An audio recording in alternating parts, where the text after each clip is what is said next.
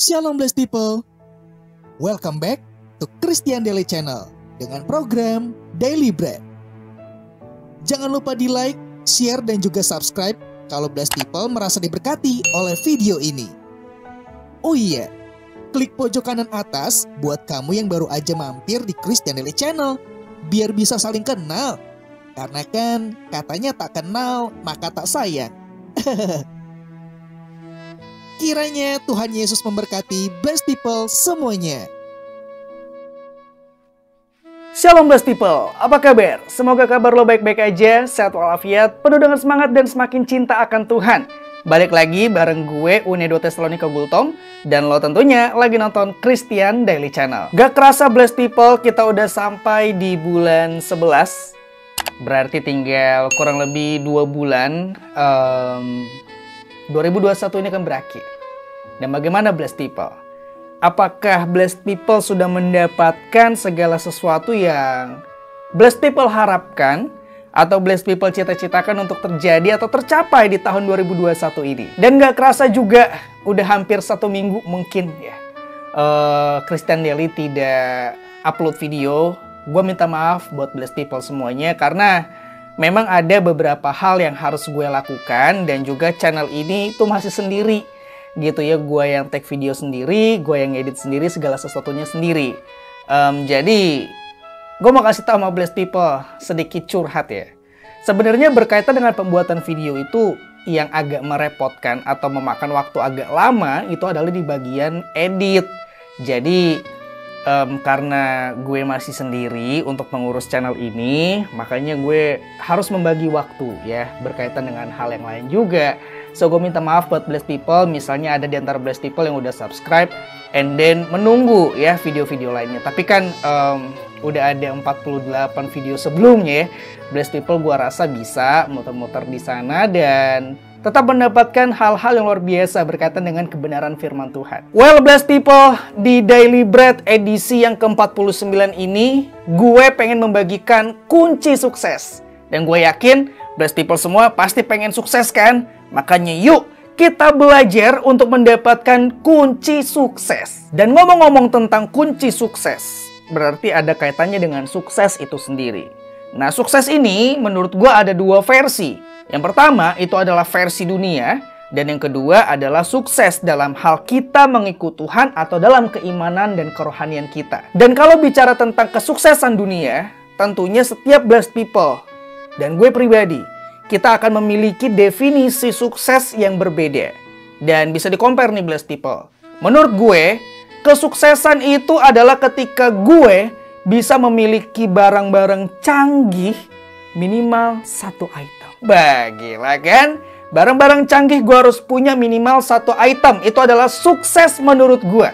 Dan menurut blessed people pasti berbeda. Tapi di dalam Tuhan, kesuksesan itu sama. Dimana kita sama-sama mengejar perkenanan Tuhan.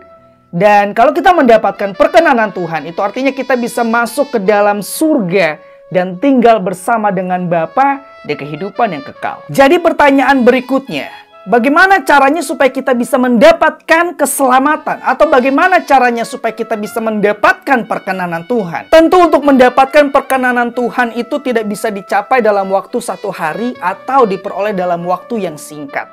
Butuh waktu yang panjang dan butuh pengorbanan yang sangat luar biasa.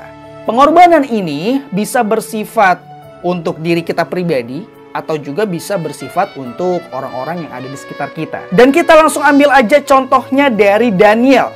Siapa yang nggak tahu Daniel?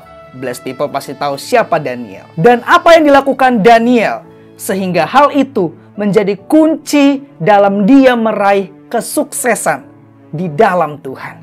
Mendapatkan perkenanan Tuhan dan mencapai sebuah titik di mana itu adalah final, yaitu keselamatan. Di dalam Daniel pasal yang ke-6, ayat yang ke-11.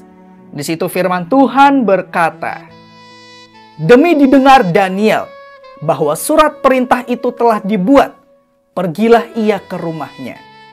Dalam kamar atasnya ada tingkap-tingkap yang terbuka ke arah Yerusalem. 3 kali sehari ia berlutut, berdoa, serta memuji Allahnya seperti yang biasa dilakukannya. Ngerti kan ya? 3 kali sehari yang biasa dilakukannya, bukan yang secara khusus dia lakukan karena dia mendapatkan surat ancaman. Dan di sini yang menjadi penekanan adalah bukan berkaitan dengan jumlah, di mana kita menemukan di situ tadi ada angka berupa 3 ya. 3 kali sehari Daniel naik ke atap rumahnya lah, di balkon rumahnya. Ya kan, dia berdoa dan terutama juga bukan bagian tentang dia menghadap Yerusalem. Jangan sampai blessed people di sini langsung berubah, berdoa 3 kali sehari dan langsung menentukan kiblat di mana nih kira-kira Yerusalem berada. Karena bukan di situ penekanannya. Penekanannya adalah dalam kata seperti yang biasa dilakukannya. Kata biasa itu berarti sudah menjadi habit, kebiasaan. Dan kebiasaan itu berarti adalah sebuah tindakan yang sudah dilakukan lebih dari 1 kali. Bahkan kalau dari keilmuan gitu ya, di mana sesuatu yang dilakukan lebih dari 3 bulan secara rutin, maka itu bisa menjadi kebiasaan. Berarti berdoa 3 kali sehari menghadap Yerusalem, itu sudah Daniel lakukan lebih dari 3 bulan. Dan konsisten di dalam membangun hubungan dengan Tuhan. Itulah yang menjadi kunci sukses Daniel untuk mendapatkan perkenanan Tuhan di dalam hidupnya. Dan berkaitan dengan kunci sukses, ketika kita sudah mendapatkan kesuksesan itu, kita sudah bisa berhubungan baik dengan Tuhan. Tentu ada resikonya. Bahkan bisa dibilang begini blessed people ya. Orang jahat itu ada resikonya. Orang baik ada resikonya. Apalagi orang yang ikut Tuhan. Karena dalam kebenaran firman Tuhan juga ada dikatakan, ketika kita bersahabat dengan dunia, maka kita menjadi musuhnya Tuhan. Begitupun sebaliknya. Jadi buat blessed people yang bercita-cita ingin masuk surga, yang bercita-cita ingin menjadi anak Tuhan, berkenan di hadapan Tuhan, itu artinya kita harus siap untuk menjadi musuh bagi dunia. Dan hal itu juga yang didapatkan oleh Daniel ketika dia mendapatkan surat edaran. Hatinya tidak gentar. Dia tidak mengurangi porsinya dalam mengikut Tuhan, dalam menyenangkan hati Tuhan. Dia tetap pergi ke tingkap-tingkap langit, berdoa 3 kali sehari menghadap Yerusalem. Sampai akhirnya Daniel terjebak dan dia dihukum. Hukumannya itu bukan hukuman yang ecek-ecek blessed people, tapi hukumannya bisa menghilangkan nyawa. Kalau orang bilang matinya tuh nggak tenang. Karena Daniel dilemparkan ke goa singa dan di sana sudah berkumpul beberapa singa yang dalam kondisi lapar sehingga siap untuk memakan Daniel. Tapi kita lihat blessed people, Daniel tidak gentar sama sekali. Keintimannya bersama dengan Tuhan nggak berkurang sama sekali.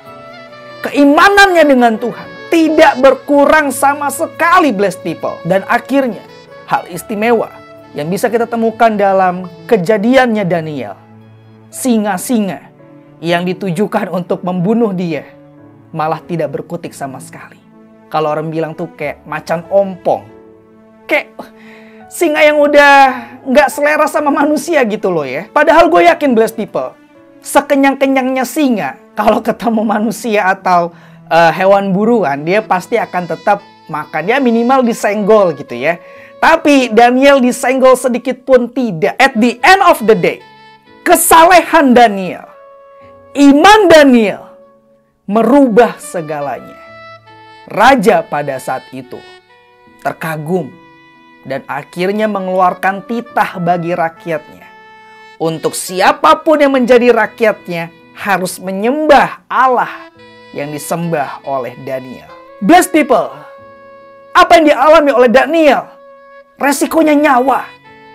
Nyawa blessed people. Kalau Daniel nggak gentar, kenapa kita harus gentar? Kalau Daniel pada saat itu diselamatkan, maka kita pun pasti akan diselamatkan. Diselamatkan ini ada 2 versi.